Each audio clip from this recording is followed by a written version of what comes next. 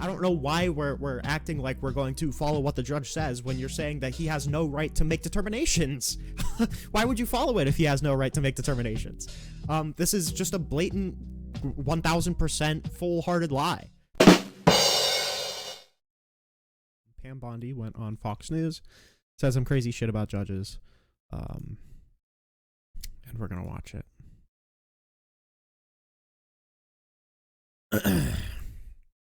So I hope we're excited. This now and bring the United States Attorney General Pam Bondi. Pam, thanks for being with us this afternoon. Let's start, if we might, from the decision by Judge Boasberg. Tomorrow is your deadline to answer questions. Those questions. How you doing today? I'm feeling a little shaky. Not.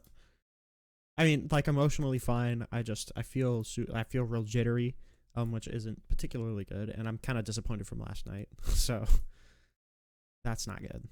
But and obviously, like, another day in Trump's America, you know, it's a bad thing, real bad thing. Scandals, ignoring the courts. Yeah, I've definitely had better days, but I'm trucking on. I'm bored, so I'm gonna stream.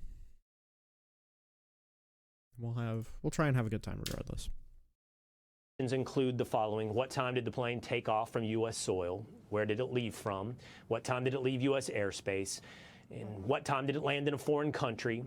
You have, I don't know, 4, 5, 6 questions the judge wants answers to regarding the details of those flights over the weekend. How will you respond at the Department of Justice? Let's check the day on this real quick. It was March 19th.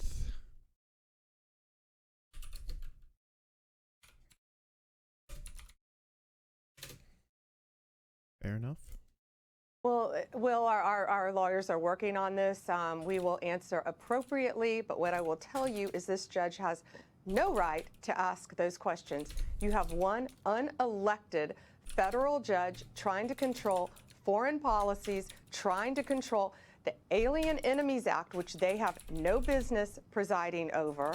And there are 261 reasons why Americans are safer now. That's because those people are out of this country. The judge had no business, no power to do what he did. And he came in on an emergency basis on a Saturday with very, very short notice, if any, to our attorney to run in the courtroom.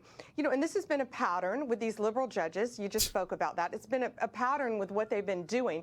This judge had no right to do that. They're meddling in foreign affairs. They're meddling in our government.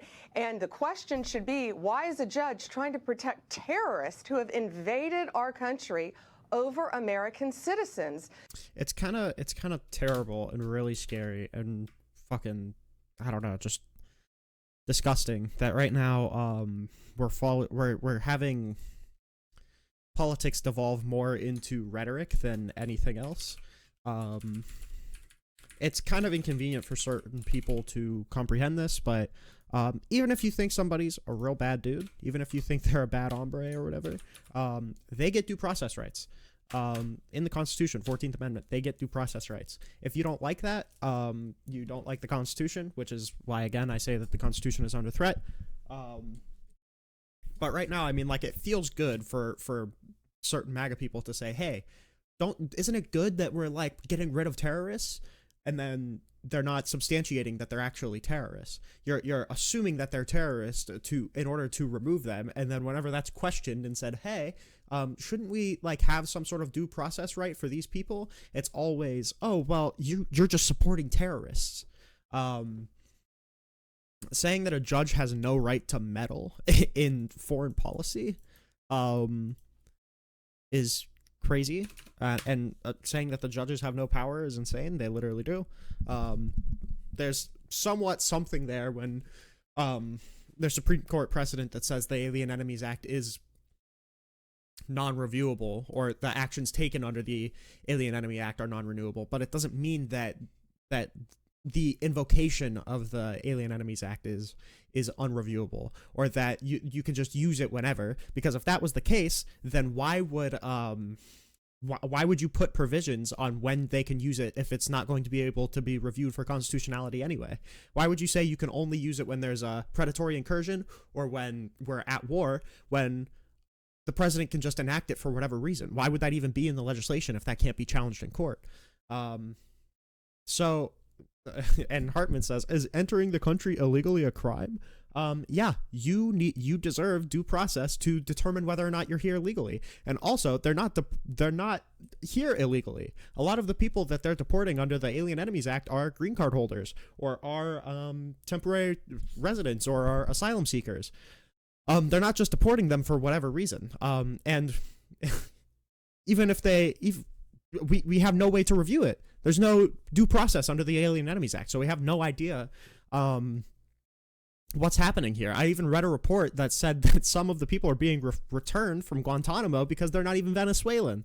So yeah, it's a big problem right now, and to say that these people don't deserve judicial review is really, really bad. Really, really, really, really, really, really bad. Do non-citizens have the same rights as U.S. citizens? Not all of them, but they have the rights to due process and they have the right to freedom of speech. Read the Constitution. Foreign policies trying to control the Alien Enemies Act, which they have no business presiding over. And there are 261 women. They're meddling in our government. And the question should be, why is a judge trying to protect terrorists who have invaded our country over American citizens? You know, TDA is a terrorist organization. They are organized, they have a government structure within them. They are sending money not only throughout this country to each other, but back to Venezuela.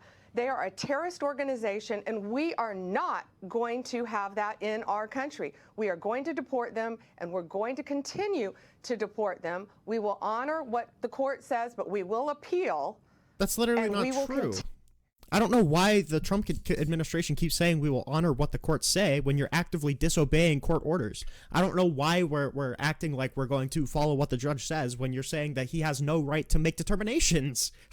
Why would you follow it if he has no right to make determinations? This is just a blatant 1,000% full-hearted lie from the Trump campaign. Continue to fight terrorists within our country, Will. Not going to stop, and we're going to get them out of here. Let's talk for a minute. I want to go into the details of what he wants to know from you in just one moment, but let me pick you up on what you just told us, that you will appeal. You have all of these preliminary injunctions across the country. It's going to take time, I would presume, to go through the appellate process, to go to the appellate courts, and then ultimately to the Supreme Court. It seems to put much of the administration's agenda, much of their action on ice for potentially months. In a 4-year term of a presidency, you're looking at a significant percentage of your... Yeah, I mean, it sucks to say, but if you keep doing illegal activity after illegal activity after illegal activity, that's not a policy goal from the administration. If your policy goals include breaking the law, and the judges determine that there's probable cause or probable damages that would be incurred by this action, so a temporary restraining order is necessary, that's your fault. You broke the law. And you caused damages to the people who ended up suing you. That's not the people's fault. That's your fault. Agenda halted now in the courts? Well, not really. We're moving fast. We will get to the Supreme Court as fast as we can, and we will prevail. And that is their point. Their agenda is to hinder President Trump's agenda. His agenda is to save America. That's why he was overwhelmingly elected by the American people. They have filed, just to put it in perspective, since President Trump has been in office, 160 lawsuits. They have filed in the month of February, they have over 14 injunctions. That's more than Biden's entire term. Yeah, it's because you guys are just legislating from the executive. Obviously, you're going to have way more lawsuits when you're trying to ban birthright citizenship. I don't know why people don't think like, okay, there's been an unprecedented amount of lawsuits and an unprecedented amount of injunctions filed against the Trump campaign. Does this mean that maybe the Trump campaign is violating some laws? Maybe the Trump campaign is doing some bad stuff? maybe the Trump campaign shouldn't be ignoring these judges whenever they put injunctive relief on the table? Or does it mean that these are all, like, the entire country is corrupted with activist judges? It's like a conspiracy after conspiracy after conspiracy to avoid any personal, any personal responsibility for absolutely throat fucking our law. Activist judges are trying to control our entire federal government. They're trying to control our money. Judge Chutkan, as you heard, with EPA, USAID, Judge Rubin trying to control the Department of Education, other judges trying to control our military. What Department of Education? This judge ruled against Pete Hegseth and the military, saying that transgender people must remain in the military. It needs there's no valid argument why it should exist beyond emotional appeal. What? Judicial review? The Constitution? Why don't you expound upon that, bud? Overlooking everything Pete Hegseth said. Yeah, also, it's funny that this is the telltale all, like, look how corrupt these judges are. They're not even letting us discriminate against trans people. That's your strongest case? They're not even letting us ban this marginalized group of people from a specific job.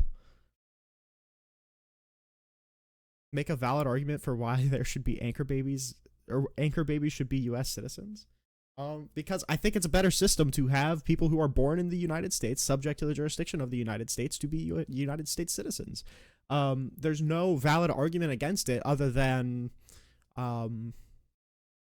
racism. That's the argument against it. And also, the argument is way more detailed than that, because the problem isn't just that the banning of birthright citizenship on its face. The problem is that Donald Trump is trying to subvert the Constitution. The only document that binds his power, he's trying to get rid of. Just because you're too stupid to see that he's trying to erode all of the safeguards against a dictator doesn't mean that that's not important. You're just too stupid to realize it. You're just too stupid and too emotional to understand the problem with the president trying to destroy the Constitution. You just don't understand. Yeah. Not only that, made some highly so appeal to offensive emotion? No. statements You're in just her stupid. opinion about Jesus. We filed a complaint against her, and then she made personal attacks against Pete Hegseth. That is not judicial. That is not how a judge should act. We're holding them accountable. We're appealing as fast as we can. They will not prevail, because Donald Trump's agenda is what the American people wanted: to make America great again, to make America prosperous again, to make America safe again. They're attacking us at all fronts, and they will not be successful. Madam Attorney General, I heard you say not really to me on it won't take up much time. You'll appeal quickly. Do you need, though, the assistance of the United States Supreme Court to help fast track a lot of these orders from the district judges to make their way through the appellate process? They can drag out hearings. They can drag this out. I went to law school long enough to know that the law does not work swiftly. Is there something you can do, or do you need the Supreme Court here to play ball to get this going quickly, to get resolution? Yeah, well, we will appeal through the process, but we do anticipate getting there quickly. Yes, we do need the Supreme Court. We anticipate that, because many of these lawsuits, of course, are filed right here in D.C. Many of these injunctions, these liberal activist judges, are based right here. These judges who have no right to control President Trump's agenda. But yeah, of course we need the Supreme Court. But isn't that terrifying that, like, the Trump campaign, this is literally the Attorney General, they're coming out and saying that judges have no right to dictate what the president does? Isn't that insane? Like, that presidents have no right to determine if the president is acting within his official powers? Isn't that scary? Isn't that scary that we're removing all judicial review and making it so that the president can basically do whatever he wants without anybody getting in his way? Doesn't that feel a little scary? A little bad? We will get there fast, and we will prevail. Look what Donald Trump has accomplished in the short time he's been in office. It's remarkable. Nothing. They can't stand it. They can't handle it. He is saving our country. We are going to protect Americans. We are going to make America prosperous again and safe again. All right, I want to ask you about these attacks on Tesla taking place across the country. I'm done watching this. I saw the important part. Judicial review is dying. We're just waiting for Trump to come out and say that he's going to run for a third term and say that Marbury should be overturned. We're waiting for the call to overturn Marbury. That's what we're waiting for.